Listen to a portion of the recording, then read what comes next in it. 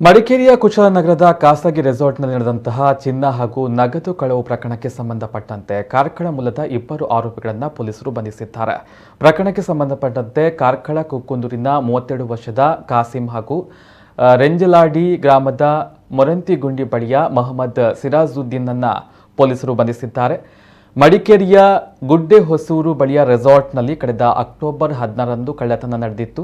ಈ ಬಗ್ಗೆ ರೆಸಾರ್ಟ್ ಸಿಬ್ಬಂದಿ ಕುಶಾಲನಗರ ಗ್ರಾಮಾಂತರ ಪೊಲೀಸ್ ಠಾಣೆಗೆ ದೂರನ್ನು ನೀಡಿದ್ರು. ಪ್ರಕರಣದ ತನಿಖೆಗೆ ಇಳಿದಂತಹ ಕುಶಾಲನಗರ ಪೊಲೀಸರು ಉಡುಪಿ ಜಿಲ್ಲೆಯ ಕಾರ್ಕಳದ ಪೊಲೀಸರ ಸಹಕಾರದೊಂದಿಗೆ ತಾಲೂಕಿನ ಕುಕ್ಕುಂದೂರು ಬಳಿಯ ಗುಜರಿ ವ್ಯಾಪಾರಿ ಕಾಸಿಂ ಹಾಗೂ ರೆಂಜಲ ಗ್ರಾಮದ ಮೊರತಿಗುಂಡಿ ಬಳಿಯ ಮೊಹಮ್ಮದ್ ಸಿರಾಜುದ್ದೀನ್ನನ್ನು ಹೆಡೆಮುರಿ ಕಟ್ಟಿದ್ದಾರೆ. ಬಂಧಿತರಿಂದ 160 ಗ್ರಾಂ ತೂಕದ ಚಿನ್ನಾಭರಣ, 1 ಲಕ್ಷ ರೂಪಾಯಿ ಮೌಲ್ಯದ ವಜ್ರದ ಹರಳು ಹಾಗೂ 2,23,000 ರೂಪಾಯಿ ನಗದನ್ನು ವಶಪಡಿಸಿಕೊಂಡಿದ್ದಾರೆ.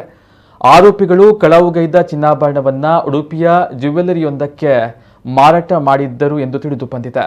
ಆರೋಪಿಗಳನ್ನು ಪೊಲೀಸರು ಕುಶಾಲನಗರಕ್ಕೆ ಕರೆದೊಯ್ದು ವಿಚಾರಣೆಯನ್ನ ನಡೆಸ್ತಾ ಇದ್ದಾರೆ.